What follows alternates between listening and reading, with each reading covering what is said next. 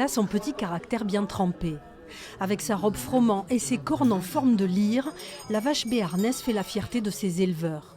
Cédric Pucheux en possède une vingtaine à Issort, en vallée d'Aspe, une vache bien adaptée au terroir pyrénéen. Elle n'a pas autant besoin de soins et d'apport autant que les vaches, que ce soit la blonde aquitaine ou des vaches laitières aussi. Elle valorise facilement les ressources qu'il y a à l'extérieur. Et du coup, voilà, c'est des vaches qui, par rapport à d'autres, vont rester beaucoup plus longtemps en montagne, vont valoriser ce qu'elles trouvent et voilà, qui arrivent à faire du lait avec peu de choses aussi, quoi, pour élever des veaux ou pour faire du fromage. Emmanuel est professeur au lycée agricole de Souèche, à côté d'Oloron. Depuis plus de 30 ans, il enseigne cette race à ses élèves. Pour lui, les vaches rustiques sont l'avenir de l'élevage extensif, avec notamment la montée en estive dès la fin du mois de mai. Elle a surtout une aptitude à valoriser les fourrages grossiers produits sur place. On n'a pas besoin de faire arriver des concentrés, des produits, des fourrages, de leur faire traverser l'Atlantique, etc. Donc ça, c'est un atout.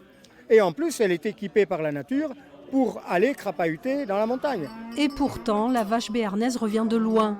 Emblème du Béarn depuis 1200 ans, celle qui s'appelait autrefois blonde des Pyrénées a failli disparaître. 80 têtes en 1978, plus de 600 aujourd'hui. La race n'a pas changé depuis Gaston Phébus. Aucune transformation génétique n'a été faite.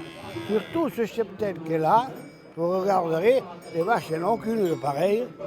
Et au niveau génétique, il n'y a rien qui a été modifié. La 20e fête de la vache béarnaise a réuni une trentaine de bêtes. La reconnaissance du travail de 124 éleveurs aujourd'hui.